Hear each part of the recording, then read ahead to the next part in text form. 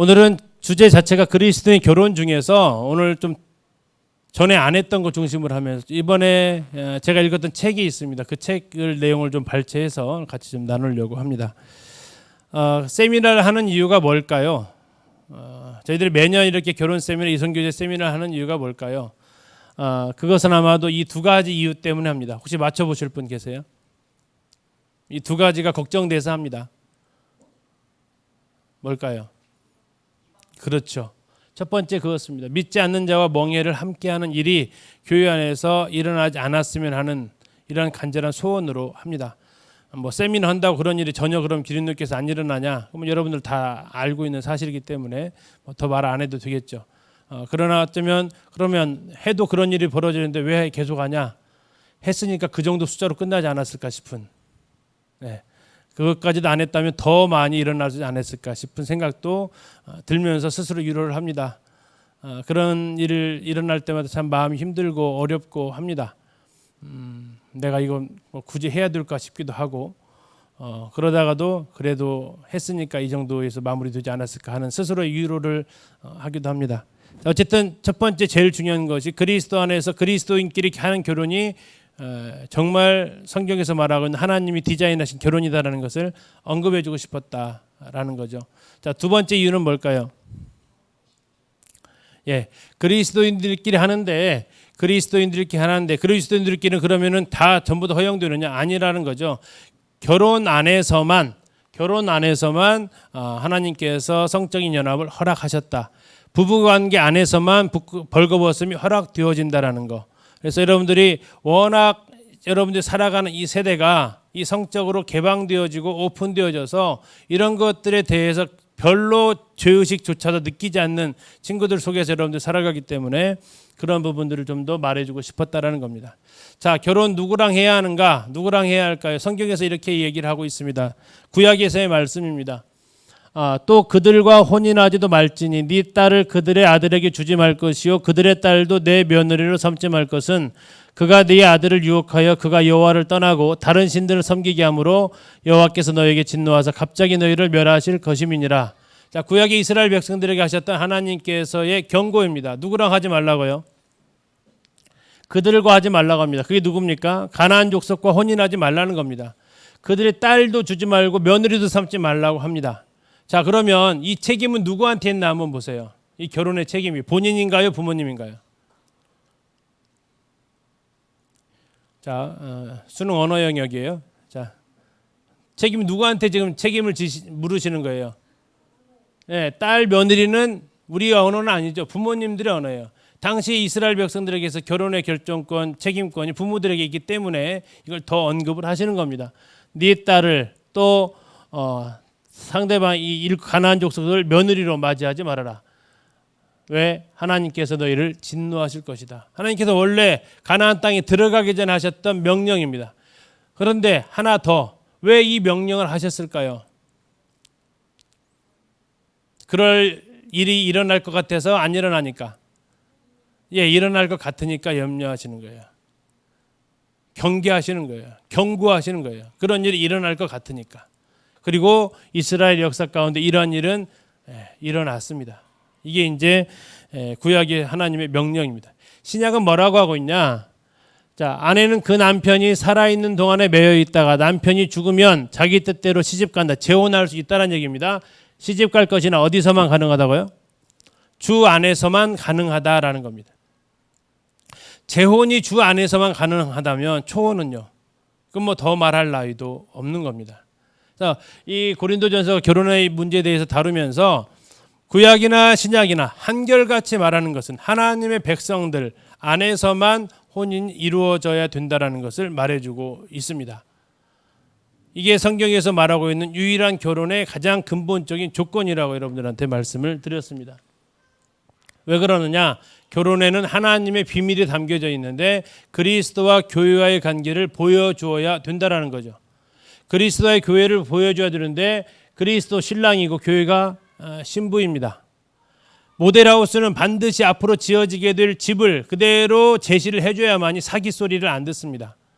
하나님께서 제정하신 결혼의 모델이 그리스도와 교회를 드러내지 못한다면 이것은 하나님께서 제정하신 결혼과는 전혀 별개의 결혼이 되어지고 하나님은 그것을 짝지어 줄 수 없다고 말씀하십니다. 더 나아가서 결혼 안으로 들어갔을 때 남편은 아내 사랑, 아내는 남편 존경을 하라고 하십니다. 이걸 가지고 책으로 나온 제목도 있습니다.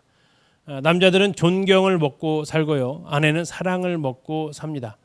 그래서 이 두 가지는 서로에게 굉장히 필요한 거고, 가장 큰 지지를 해줄 수 있는 거, 영원히 해줄 수 있는 것이 바로 아내와 남편이 이 역할을 해줘야 되는데, 그걸 통해서 그리스도와 교회의 그 모습이 드러난다는 것입니다. 여러분들 항상 주님을 향해서 여러분들이 가져야 될 태도가 뭐냐면 그분을 존경하는 겁니다. 존경한다라는 것은 여러분 그분의 말을 무시하지 않는다는 겁니다. 그래서 성경은 다른 말로 표현하기를 순종한다라고 표현되어져 있습니다. 존경한다는 것은 뭐냐면 그 말에 순종한다라는 뜻을 가지고 있습니다. 자, 그래서 또 남편들은 아내를 향해서 사랑해야 된다라고 합니다. 사랑. 이거 사랑한다는 것은 무슨 뜻을 가지고 있습니까? 내 몸이다라는 겁니다. 아담이 하와를 봤을 때 첫 번째 질렀던 탄성이 뭐라고요? 내 뼈 중에 뼈요, 내 살 중에 살이다. 이것을 간단하게 줄이면 너는 나다라는 겁니다. 너는 나다. 그래서 이것이 바로 부부를 통한 그리스도와 교회를 드러내는 모형이다라는 것을 성경은 말씀하고 있습니다. 자, 그래서 여러분들이 이 결혼 세미나를 앞두고 두 가지 말씀을 꼭 기억을 해 주십시오. 첫 번째는 같이 한번 우리 형제님들 한번 읽겠습니다. 시작. 사람이 각기 자기의 소견에 옳은 대로 행하였더라. 죄를 짓는 이유가 이와 같습니다. 여러분들이 하면서 그것을 내 소견에 하고 있다. 그러면 이건 죄를 짓는 거다. 그런데 문제는 뭐냐면 그것이 그때 당시에는 이게 바르게 보였다라는 겁니다. 그때 당시에는 이게 바르게 보이는데 필경은 사망의 길로 가더라 이거예요. 그 두 가지가 그렇습니다. 하나는 이방인과의 결혼이 그렇고, 또 하나는 결혼제도 안에서의 성을 나누는 관계가 반드시 이와 같은 길로 하나님께서 간다라고 경고하셨다라는 겁니다. 이 부분에서 여러분들 기억을 하시면 좋겠고, 이제 오늘 본론으로 들어가서 어떤 배우자를 만날 것인가, 여러분들 제일 밑에 있는 질문만 한번 읽어봅시다. 시작. 최고의 결혼 예물은 무엇일까? 자, 여러분 최고의 결혼 예물은 무엇일까요? 자, 남자들은 결혼하려면 뭐는 준비해야 된대요? 집 준비해야 된대요. 그렇죠? 예. 돈으로 집 준비하면 돼요. 예. 또 여자들은 뭐 준비해야 된대요? 혼수. 남자들이 큰 집 싸기 원해요? 작은 집 싸기 원해요? 큰 집 싸면 혼수가 많아져요? 적어져요? 작은 집 사면 많아져요? 적어져요? 조금만 사도 되죠? 큰 집 사기 원해요? 작은 집 사기 원해요? 이상하단 말이에요. 그렇죠? 큰 집 사면 내가 채워낼 것이 그렇게 많아지는데 큰 집 사기를 원해. 자, 여러분 형제들은 그러면 큰 집이 좋아요? 작은 집이 좋아요? 큰 집이면 돈 많이 들어가요. 그러니까 어떤 거 준비할 거야? 왜? 큰 집을 사야 많이 가져오니까? 네. 좋은 게 좋은 거라서. 자, 그게 혼술까요? 그게 혼술까? 보통 우리가 혼수 생각하면 그거 생각해요. 그게 과연 혼술까? 한번 생각해 보자는 얘기입니다. 자, 여러분들 결혼을 위한 기다림을 하고 있습니다. 결혼을 위한 기다림, 어떠한 기다림이어야 되느냐? 여러분 언제 결혼할지 모르겠습니다만, 아파하고 자신을 변화시키면서 내면의 성숙을 이루어감과 동시에 한 사람을 사랑할 수 있는 인격으로 바뀌어가는 과정이 기다림이다. 자, 여기 힌트가 제시되어져 있습니다. 여러분 최고의 혼수는 뭘까요? 네, 답이 나왔어요. 인격입니다. 여러분들이 준비할 최고의 혼수는요, 인격이에요.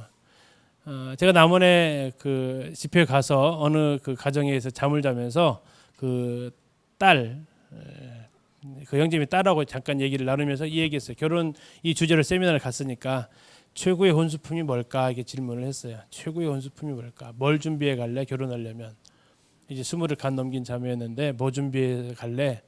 그러면서 그 얘기했던 거예요. 가장 소중하고 가장 중요하고 정말 가치 있는 혼수품이 하나 있다.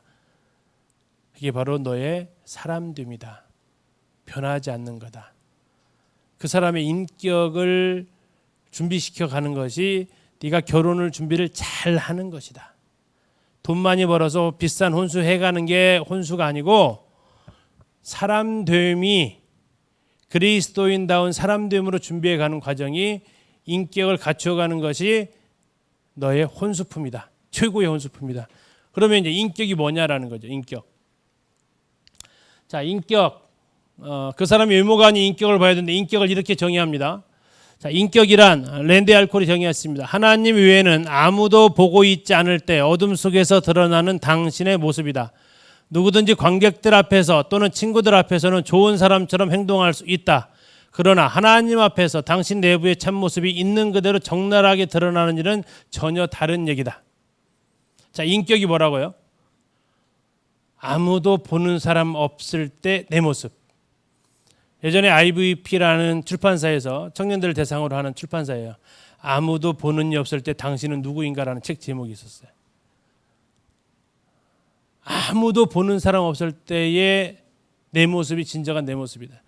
자, 여러분 두 가지 중에서 어느 것이 그 사람의 진짜 모습인가 보세요. 찬양 사회를 해야 돼요. 그래서 콘티 준비하고 연습하고 해서 찬양 사회를 했어요. 그리고 아주 사람들에게 감동을 주었어요. 두 번째 사람, 그 사람은 찬양을 잘 하지는 못해서 찬양 사회에 설 기회는 주어지지 않았어요. 그러나 그는 걸어갈 때든지 씻을 때든지 그의 늘 입에는 찬양이 흘러나오는 사람이었어요. 어느 게 찬양하는 사람인가요? 두 사람 다죠. 그죠? 두 사람 다인데 인격적인 모습으로. 만약에 아까 사회 봤던 사람의 모습이 다 얘기 안 했어요. 사회 봤던 사람의 모습이 평소에 그렇게 걸어갈 때나 씻을 때나 뭐 할 때나 찬양이 흘러나왔으면 그것도 참 사역자죠. 플러스 은사까지도 가지고 있는 사역자. 그런데 그 시간에는 준비하는데 평소에는 이어폰 속에서 세상의 음악이 흘러나오고 있고 그런 걸어다닐 때 흥얼흥얼 대는 소리는 찬양과 관계가 없는 소리가 흘러나오고 있다면 과연 어느 사람이 찬양하는 자라는 거냐 이거죠. 이 무대에 서는데 아까 뭐 우리 형제주가 사회를 보는데 이 무대에 서는데 준비 안 하는 사람이 있을까요? 그것은 어쩌면 그 꾸며진 모습이라고요. 진정한 모습은 어떤 모습입니까? 늘 삶이 찬양하는 모습이에요. 아니 찬양하는 사람의 모습은 어떻습니까? 여러분들 휴대폰 가지고 있지만 휴대폰에 있는 그 곡을 쫙 봤으면 찬양하는 사람인지 아닌 사람인지 바로 드러나요. 여러분 휴대폰에 깔려있는 어플을 보면 어떤 사람인지 평소에 드러나요. 여러분 그건 공개 안 하잖아요. 근데 여러분 예를 들어서 이 프로젝터 연결해 여러분 휴대폰을 갖다가 잭을 딱 연결해 가지고 여러분 깔려있는 어플을 갖다가 화면으로 쫙 보여준다고 생각해 보세요. 괜찮아요? 그게 여러분들 진짜 내 모습이라고요. 그게 하나님은 말씀하시 그게 인격이라고 얘기한다고. 인격. 보여주기 위한 모습은 인격 아닙니다. 그것은 가면 쓴 거예요. 그냥 일상의 평상시의 내 모습이에요. 말씀 전하기 위해서 성경 보는 게 그게 일상의 모습이에요? 아니에요. 그건 대부분의 사람들 다 그렇게 해요. 그렇지 않더라도 성경 펴는 사람이 과연 정말 성경을 읽는 사람이라고요. 여러분 기억하실 것은 인격은 다른 사람 보고 있을 때 대중 앞에 섰을 때 내 모습이 인격이 아니에요. 오해하지 마세요. 그래서 오해하는 것 앞에서 찬양 인도 잘해. 와, 저 형제 멋있다. 그거 여러분들 외모를 보고 있다고요. 여러분 안경이 지금 잘못됐다고. 그 안경은 앞에 나가서 와 청년인데 저렇게 설교를 잘해. 와, 저 형제 영적이다. 아니에요. 물론 아까 말씀드린 대로 그 형제가 평소에 성경 보고 교회 섬기고 했다면 맞아요. 그러나 그 시간을 위해서 준비하고 나머지 시간이 아니었다면 그건 진짜 모습이 아니라고요. 하나 더 보면 아주 조그만 구멍을 통해서도 햇빛을 볼 수 있듯이 아주 사소한 이들 가운데 사람의 인격이 나타난다. 실로 인격이란 올바르고 훌륭하게 행해진 사소한 행동들이다. 공감이 가더라고요. 여러분 작은 행동들을 보세요. 여러분 기린노교회 안에 청년이 많다라는 것은 여러분 큰 행복인 줄 아세요. 제가 몸담고 있었던 청년회는 둘, 셋 이랬어요. 둘, 셋. 볼래야 볼 청년이 없었어요. 근데 여러분들 교회 안에서 다양한 형제들, 자매들의 모습을 볼 수 있어요. 근데 어떤 모습을 보냐면 이 시간에 있는 모습도 더 중요하지만 이 시간 끝나고 속으로 별로 청소할 때 그 청소하는 모습이 그 사람의 진면목이에요. 아무도 보는 사람 없을 때. 사소한 일이고 아유 나 바쁜 게 먼저 나가는 사람 별로예요. 그것은 정말 사소한 모습 속에서 보여지는 게 그 사람의 진솔한 모습이에요. 누구나 앞에 서는 모습이 사람들 앞에 드러나는 모습이 아름답고 할 수 있습니다. 그러나 정말 그 사람의 진면목은 아무도 보는 사람 없을 때, 그리고 다른 사람들이 그렇게 중요하지 않는 일이라 할지라도 묵묵히 하는 사람, 그 사람이 정말 보물이고 그 사람이 정말 진국이에요. 중요한 것은 여러분들이 그러한 사람을 볼 줄 아는 안목이 있느냐 이거예요. 드러난 사람을 박수 쳐줄 수 있는 것은 누구나 할 수 있어요. 그러나 여러분들이 정말로 혼수품을 준비해 가려면 뭐 준비하냐? 드러나 있을 때의 공적인 자리에서의 내 모습이 아닌 정말 집안에서의 내 모습. 뭐 이따 나오겠지만 여러분 가정 안에서 여러분의 모습은 많이 가려져 있죠. 근데 그게 여러분 진짜 모습이라고요. 여가 시간에 여러분들이 하고 있는 행동이 여러분의 진짜 모습이라고요. 교회에서 찬양할 때 교회에서 예배 시간에 예배 안 드리는 사람이 있더라고요. 그 예배 시간에도 휴대폰 보는 사람이 있더라고.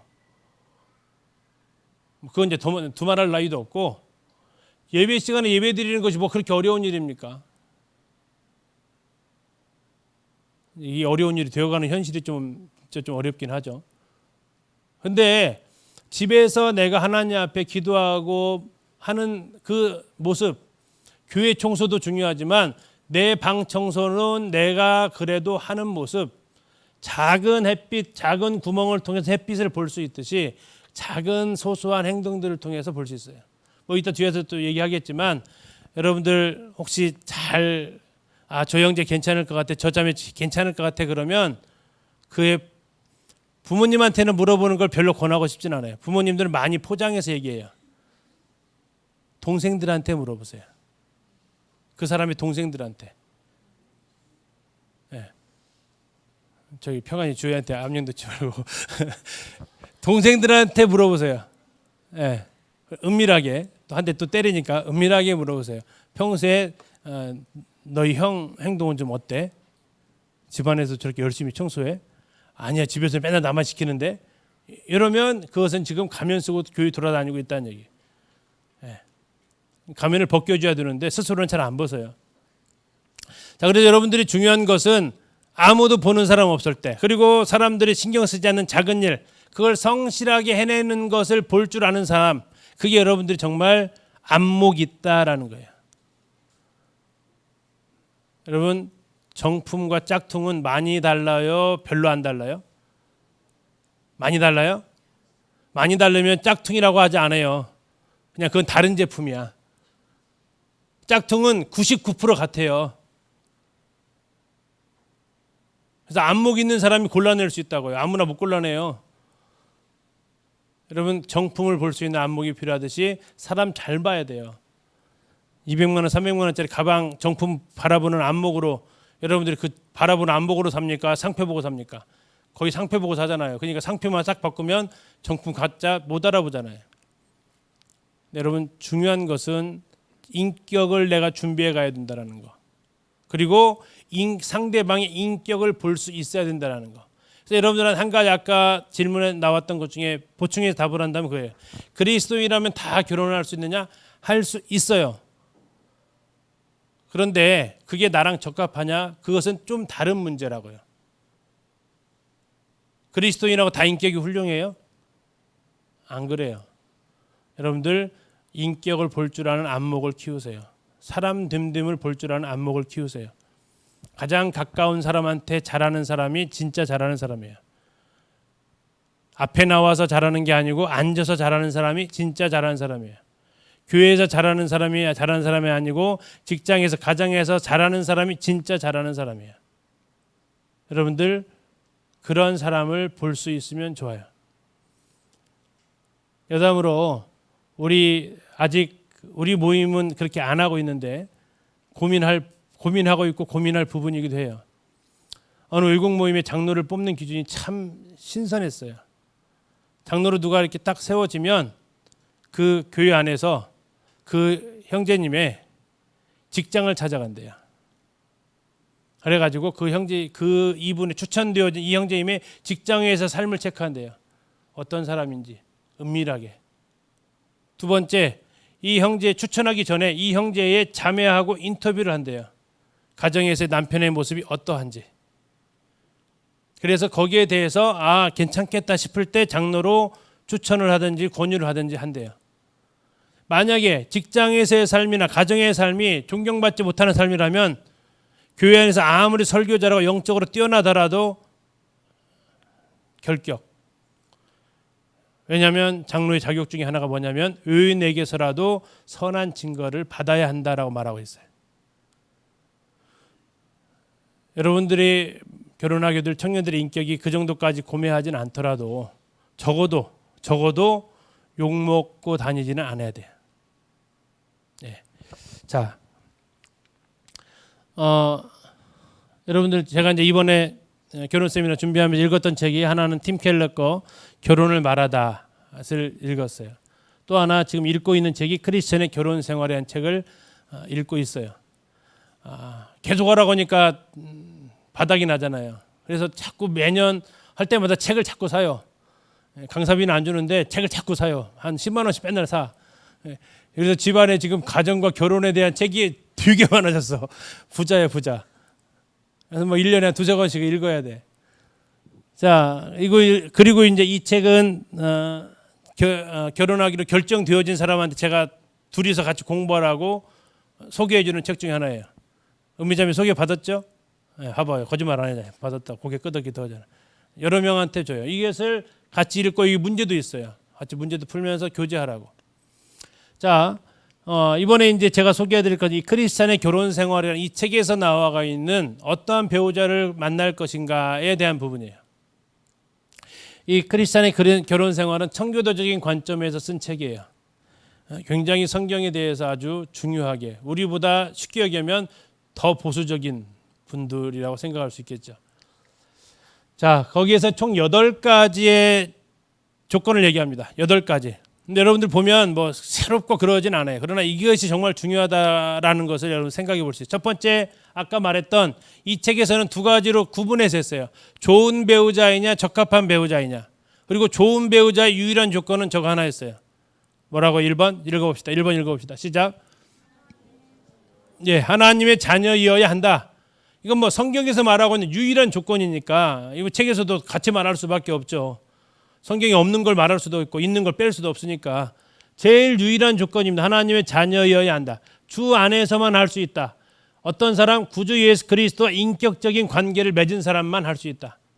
그러면서 얘기합니다. 윌리엄 세커라는 분이 했던 말인데 아름다움 때문에 선택하지 마라. 부유함 때문에 선택하지 마라. 청교도 당시에는 신분이라고 했는데 저는 이걸 직업으로 바꿨습니다. 직업 때문에 선택하지 마라. 여러분 인격을 볼 수 있어야지. 이것은요 순간입니다. 얼마 안 가요. 우리 자매들 어떻게든 주름 하나 펴보려고 돈 좀 꽤 쓰지만 그거 얼마 안 가요. 어느 순간에 저도 보니까 내일모레 50이더라고. 훅 가더라고 그냥. 얼마 안 가요. 발버둥 치지 마세요. 예. 부유함 이거 돈은요 언제 훅 불면 다 날아가는 것들이에요. 직업이요. 제가 뭐 초등교사 공무원 하고 있지만 장애 하나 입으면 저는 초등교사 내려놔야 돼요. 싫든 좋든 내려놔야 돼요. 요즘 얼마나 사고가 많은 시기입니까? 교통사고 나가지고 장애 있으면 내려놔야 돼요. 옷 벗어야 돼요. 영원한 거 없어요. 뭐가 영원해요? 여러분 그리스도 안에서의 신분이 영원해요. 여러분 인격이 영원하다고요. 근데 아까 말씀드린 말만으로 그리스도인이 아니라 정말 경건을 추구하는 사람, 정말 그리스도인답게 살려는 사람, 아까 다른 말로 한다면 정말 인격적인 사람, 그 사람을 여러분들 볼 수 있기를 바랍니다. 그리고 이제 6가지의 조건을 제시합니다. 적합한 사람인지를 구분할 때, 사람 됨됨이를 판단할 때. 자, 첫 번째 평판. 그 사람은 주변 사람들로부터 어떠한 평가를 받고 있느냐. 아까 이건 여러분들한테 얘기했던 거죠. 직장에서의 모습을 알아보는 겁니다. 그 친구들 사이에서 알아보는 거예요. 자, 그가 없을 때 그 사람에 대해서 뭐라고 말하는가? 지난번에 한 형제님이 얘기했다고 하죠. 직원 3명이 있는데 A가 안 나오면 B, C가 뭐 한다고요? 그렇게 A를 헐뜯고 있고, B가 안 나오면 A, C가 B를 헐뜯고 있고, C 안 나오면 A, B가 헐뜯고 있고, 셋이 같이 나오면 그렇게 좋다고 떠들고 있고. 왜? 그 앞에 있으니까 말 못하죠. 근데 중요한 건 뭐예요? 그 사람이 없을 때 나는 그 사람은 어떠한 평가를 사람들로부터 받고 있는가?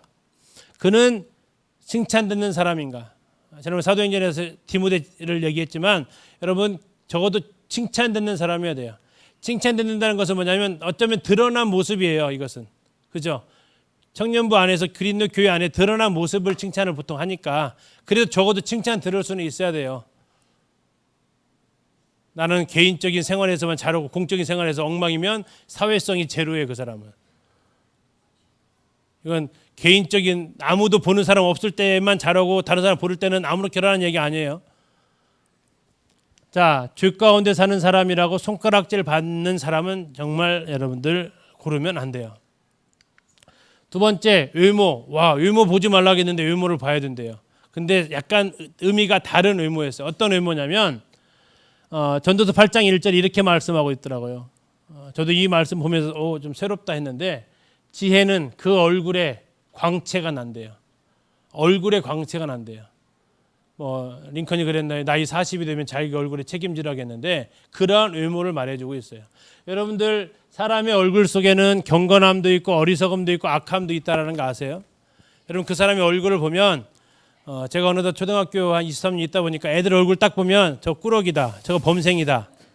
보일까요? 안 보일까요? 보여요. 기껏 9년밖에 안 살았어. 2학년 애들인데 보인다고요. 하루면은 다 파악 웬만큼 돼요. 왜? 모습 속에 보여요. 마스크 쓰고 있는데도 보이더라고.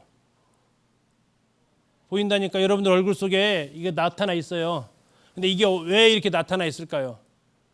여러분들이 그 얼굴로 계속 살아왔기 때문에 그래요. 자, 하나님이 책망하시는 외모도 있대요. 와, 하나님이 외모를 가지고 책망하신대요. 자, 이간질하는 눈과 악으로 달려가기 빠르는 발과 이런 거 책망하시는, 쇼다리 책망하시는 거 아니고 째진 눈, 처진 눈 책망하시는 게 아니고 하나님께서 책망하신 눈이 따로 있대요. 뻣뻣한 목 하나님 책망하신대요. 여러분 기억하세요. 여러분들의 얼굴은 무엇으로 가득한 여러분의 마음을 드러내고 있는지. 여러분 예쁜 얼굴이 어떤 얼굴이 예쁜 얼굴이에요? 웃는 얼굴이 예쁜 얼굴이에요. 제가 이제 쓰면서 했지만 이 5번, 6번은 책이 없는 내용을 썼어요. 화장으로 잡티는 가릴 수 있어도 여러분 표정은 못 가립니다. 쓰고 보니까 멋있더라고요. 자, 눈이 흐려져서 외적인 것들만 보는 흔한 병에 여러분 걸리지 않도록 하세요. 여러분 정말로 볼 수 있는 안목을 좀 키우세요. 얼굴 중에서도 그 눈이 여러분 그 영혼의 맑고 투명한 정도를 보여준다는 거예요. 그래서 영혼의 창을 어디라고 얘기해요? 눈이라고 얘기해요. 눈을 보면 그 사람의 영혼의 순수성을 볼 수 있어요. 여러분들 그 눈을 볼 수 있는 안목을 가지면 좋겠죠. 다음에 세 번째, 개인적으로 가장 추천하는 항목입니다. 말입니다. 말. 그 사람이 어떠한 말을 하는가. 왜 그러냐면 마음에 가득한 것을 입으로 말하고 살기 때문에 그래요. 이건 예수님의 선언입니다. 복음서에 나와 있어요. 들어가는 게 악해요? 나오는 게 악해요? 나오는 게 악해요. 입에서 나오는 게 악해요. 왜요? 마음이 그 속에서 있는 것을 그대로 내어놓고 있으니까. 그래서 그 말은 그 사람을 측정할 수 있는 중요한 도구입니다. 그 사람 말을 가지고 의롭다 정죄함을 받는데 나는 이러한 말이 어떠한 말을 하고 있느냐라는 거. 그리고 또 여러분 중요한 자리에서 혀를 재갈물 수 있느냐. 6번도 제가 보면서 썼던 말인데 6번 한번 읽어볼까요? 시작. 얼굴이 예쁜 사람보다 말을 예쁘게 하는 사람을 선택하라. 여러분 말이 예뻐야 돼요. 말. 여러분들 그 말은 언제적 말이냐면 기분 좋을 때의 말, 기분 안 좋을 때의 말. 안 좋을 때 하는 말. 기분 좋을 때는 다 예뻐. 괜찮아. 근데 기분이 안 좋을 때 하는 말. 그거 굉장히 여러분 중요합니다. 그래서 여러분 공동체 안에 청년부 안에서 이거 경험을 좀 하시면 좋겠다고요. 그래서 여러분은 별로 이렇게 섞일 일이 많지는 않은데 교회 학교 하면 섞이잖아요. 섞이고 여기 지금 뭐 리더들이 있는데 우리 저기 하경녀 로데처럼 모이립 여기 좀 조인트 해가지고 소그룹 좀 했으면 좋겠어. 왜 이렇게 자기들끼리만 모이나 몰라. 서로 불편한가 봐. 아주 해봐야 좀 어떤 성격인지 알 수 있을 줄 아네요. 뭐 개인적으로 좀 권해보고 싶은 부분인데 뭐 그 자기끼리만 하려고 하지 말고 서로 정기적으로 좀 모임도 가졌으면 좋겠다. 좀 알 수 있게 같이 사역도 하고 같이 뭐 찬양 부르고 이것은 하나도 안 드러나요. 안 드러나요. 예. 그리고 정말 짜증날 수 있는 상황이면 와 이때가 기회다. 저 사람을 진면목을 알 수 있는 기회다. 보면 돼요. 왜냐하면 어떤 사심을 가지고 보는 게 아니니까. 여러분 정말 말이 예쁜 사람이 여러분들 진짜 여러분들이 행복할 수 있어요. 하나 이야기해 줄게요.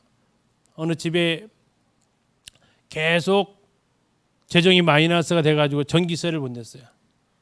전기세를 못 내가지고 이제 독촉장이 왔어요. 아내한테. 전기 이번까지도 전기세 안 내면 끊습니다. 그런데 그날 그 달도 못 냈어요. 결국 전기가 딱 끊어졌어요. 남편이 이제 사업이 잘 되면 힘이 좀 덜 든데 사업이 안 되면 힘이 되게 들거든요. 그래서 집에 왔어요. 집에 딱 들어왔는데 분위기가 달라요. 불이 꺼져 있어요. 그리고 식탁에 촛불이 켜져 있어요. 들어오는 거예요. 남편이 들어오는데 여보 왜 불을 안 켜놓고 있어? 아내가 뭐라 했을까요? 아내가 뭐라 했을까요? 아내가 이렇게 얘기했어요. 오늘은 당신하고 분위기 있게 식사 좀 하려고요. 오늘 무슨 날이야? 아니에요. 얼른 씻고 오세요. 그래가지고 그래요. 하면서 남편이 손을 씻으러 화장실로 갔어요. 화장실로 가서 불을 켜고 딱 들어갔는데 불이 안 켜져요. 그 순간 남편은 직감합니다. 끊어졌구나 전기가. 그런데 그 순간에 이 남편이 아내의 자기를 향한 배려에 울컥합니다. 왜요? 사업 힘든 나를 생각해서 여보 지금 3개월째 전기세도 못 내고 지금 우리 이 상황이 뭐니 그렇게 얼마든지 바가지 긁을 수 있는 상황이었잖아요. 그런데 그 남편 그렇지 않은 힘든 남편 어렵게 하지 않고 싶어서 분위기 있게 식사하려고요. 그래서 남편 그냥 그 상황 알고 손 씻고 식탁에 앉아서 둘이 부부가 만찬을 즐깁니다. 그리고 그 남편이 나중에 다시 회복되어져서 그 이 사연을 글로 남기면서 알려진 사연이에요. 여러분 어려울 때에 내 입에서 어떠한 말이 나오는가는 굉장히 중요합니다. 어느 분은 그것을 모국어라고 표현하더라고요. 여러분 말이 예쁜 사람이 되세요. 그리고 얼굴 예쁜 거 아닙니다. 말이 예쁜 사람이 진짜 예쁜 사람이다. 아이고 못 눌러서 사라졌을까요? 그만하라는 뜻이죠. 자, 다음에 옷 입는 겁니다. 옷, 복장입니다. 복장. 자, 이거 화려한 옷이 아니고 아담한 옷을 입으라고 성경은 얘기를 하고 있습니다. 자, 옷을 입는 모습은 자기 표현입니다. 그런데 이 옷을 어떻게 입고 다니냐면 한쪽은 굉장히 멋스럽게 입고 다니고요. 또 한쪽은 굉장히 아무렇게나 입고 다녀요. 누가 더 문제 있어요? 둘 다 문제 있어요. 둘 다. 하나는 왜 문제 있냐면 자기를 돋보이게 하려고 하기 때문에 그래요. 또 한 사람은요. 다른 사람 무시하는 거예요. 그건. 옷은 집에서 입는 옷이 따로 있고 나와서 입는 옷이 따로 있어야겠죠.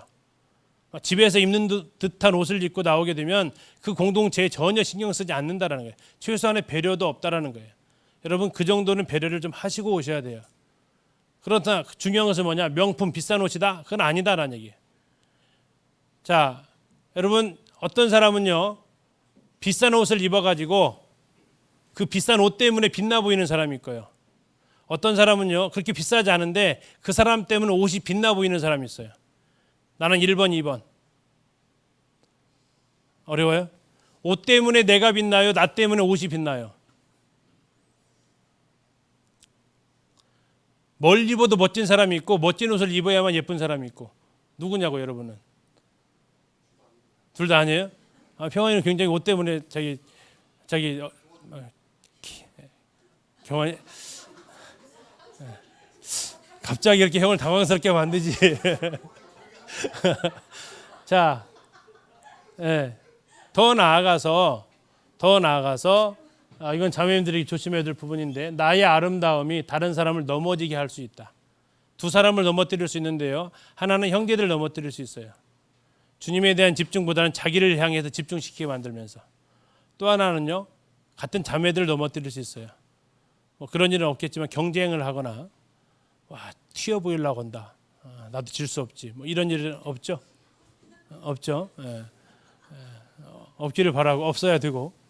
근데 여러분 내가 입고 다니는 거, 내가 차고 다니는 시계, 휴대폰 이런 거 나의 액세서리로 나의 품격을 높이려고 하는 사람들이 있다라는 거예요. 다시 말하면 흔히 이것을 가지고 다른 말로 이렇게 표현합니다. doing이냐 being이냐, having이냐 being이냐.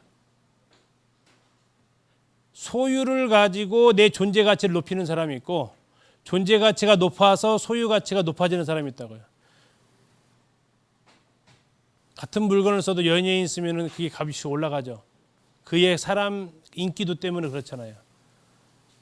근데 같은 옷을 입어도 내가 입으면 가격이 떨어지는 사람도 있죠. 중요한 것은 옷이 문제가 아니고 내 인격을 높이라고요. 내 인격을. 내 수준을 높이는 게 더 여러분들한테 가치 있다.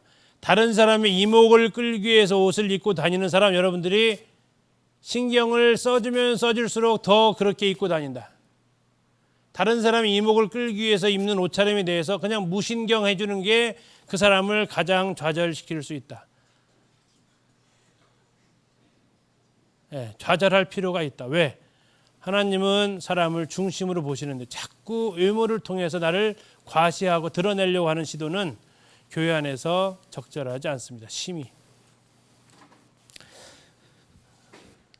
여섯 번째, 자 이것은 특별히 여러분들 아까 제 개인적으로는 말 다음으로 추천하고 싶은 챙겨봐야 될 영역입니다. 누구랑 그 사람이 교제권을 가지고 있느냐. 순한 동물은 야생동물과 같이 있을까요? 없을까요? 왜 없을까요? 그렇죠. 잡아먹히니까 그래요. 그런데 순한 동물이 야생동물과 같이 지내요. 그러면 그것은 무슨 상황일까요? 그것은 그가 순한 동물이 아니었다라는 거예요. 그것은 그가 탈을 쓰고 있었지 실상은 그가 야생동물이었다는 얘기예요. 순한 동물은 야생동물과 같이 못 살아요. 죽으니까. 자, 여러분 그 사람, 그 형제, 그 자매 주변에 주로 누구랑 교제권이 이루어지고 있는가? 그거 잘 봐야 돼요. 여러분들이 어떠한 사람인지 알려면 그 친구를 보면 알 수 있대요. 여러분들 이런 말을 할 수 있기를 바라요. 시편의 다윗의 말인데 악을 행하는 너희 다 나를 떠나라. 여러분들 주변에 친구들이 하나님과 안티로 살아가고 있고 반 하나님 쪽으로 살아가고 있다면 그들을 향해서 여러분들이 말할 수 있어야 된다고요. 악한 친구들과 함께 즐겁게 어울리는 사람을 경계하라. 그 사람 친구를 잘 보세요. 구원받은 이후에도 계속 세상의 친구들을 그리스도께 인도하기 위한 목적이 아닌 그들과 함께 어울리기 위한 목적으로 살아가는 그 형제 자매들은 그 삶이 정리가 안 돼 있어요. 그러면 그만큼 힘들어요. 자, 한가한 시간에 어떤 친구들과 시간을 보내는지, 또 그 친구들과 무엇을 하며 보내는지, 친구들 앞에서 어떤 행동을 하는지, 그때 그리스도인 만날 때는 그리스도인답게, 세상 친구들을 만날 때는 세상 친구답게, 그리스도인들과 하는 예배당에서 찬양을 부르고 세상의 친구들과 하는 노래방에서 유행가를 불러대고 하는 듯한 행동으로 언제든지 정말 좋은 표현으로 사회생활을 잘하는 거, 이거 그리스도인답지 않다라는 겁니다. 그러한 모습이면 여러분들이 아까 그 사람 인격은 가면을 쓰고 있다. 그것을 여러분들이 볼 줄 알기를 바랍니다. 두 개 남았네요. 7번째, 교육입니다.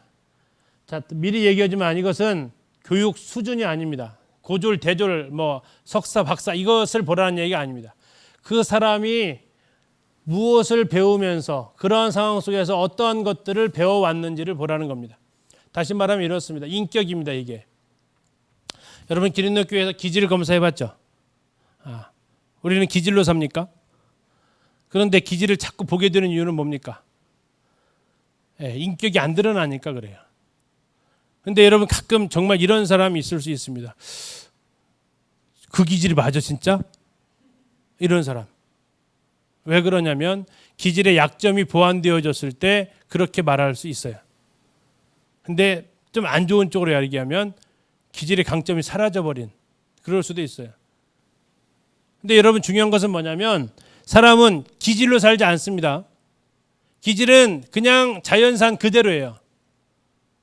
근데 이것을 사는 게 아니라 사람은 뭘로 사냐면 인격으로 사는 거예요. 인격이 밖으로 표출되어지면 그것을 뭐라고 불러요? 그걸 성격이라고 그래요.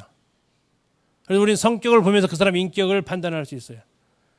근데 중요한 것은 기질 플러스 신앙 플러스 교육 해가지고 뭐라고요? 그게 인격이라고요. 그래서 교육과 훈련은 사람의 인성 위에 도장을 찍는다. 어떠한 사람인지를 드디어 기질만 가지고는 모른다. 그래서 여러분들이 그 사람이 배우기를 즐기는 사람인지 하나님 말씀에 대한 애착을 가지고 있는지 또 배운 걸 나누려고 하고 있는지 더 나아가서 요즘 읽고 있는 책이 무엇인지 성경책 말고 요즘 읽고 있는 책이 무엇이냐 했더니 창세기요 이렇게 하지 말고 내가 그 이외에 성경책 이외에 읽고 있는 책에 대해서 말할 수 있어야 돼요. 여러분 독서 하죠?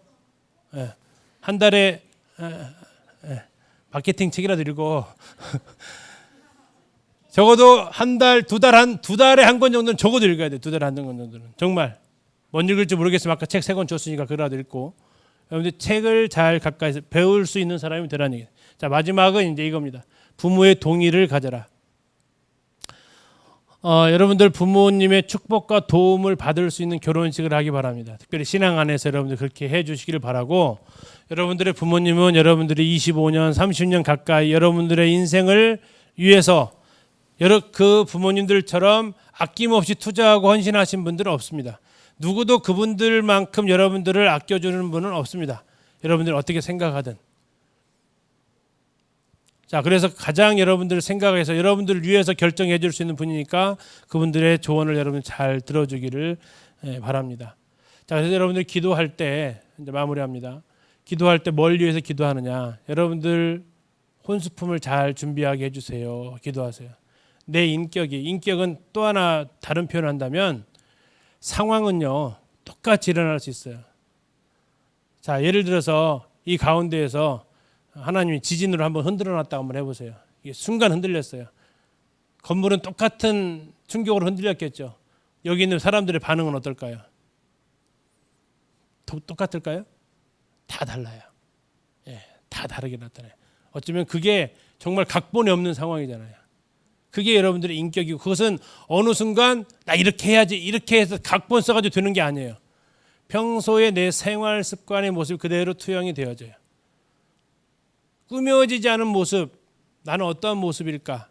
그것을 여러분들이 살아가는 것을 그냥 생활 속에서 했을 때 반사적으로 드러나요.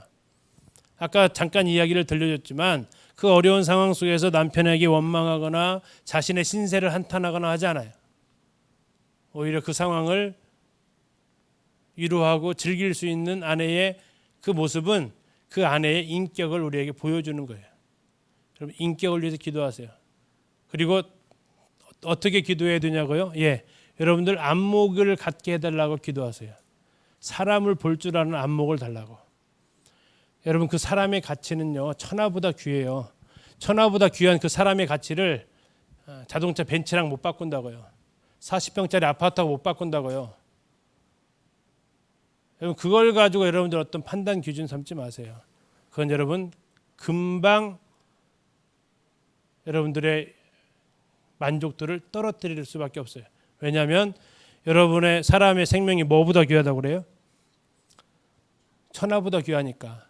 천하보다 귀한 여러분이 40평짜리 아파트를 만족할 것 같아요? 천하보다 귀한 여러분이 저 벤츠 BMW를 만족할 것 같아요? 안 돼요. 천하보다 귀한 영혼은 여러분은 천하보다 귀한 그 사람이 오든지 아니면 여러분을 천하보다 귀하게 지으신 하나님을 통해서 만족해 줄 수 있어요. 사람은 사람을 통해서만 이게 가능하지 그 소유를 가지고 그 사람을 재려고 하거나 나를 채워보려고 하는 시도는 여러분들이 버리셨으면 좋겠다 싶습니다. 2시간밖에 안 돼서 마지막 시간은 조금 시간을 오버했는데 죄송하고요. 아무튼 여러분들이 그리스도 안에서 결혼하고 정말 결혼을 위해서 많이 기도하고 중요하니까 이렇게 시간을 가지셨으면 좋겠습니다. 좀 기도하고 마치겠습니다.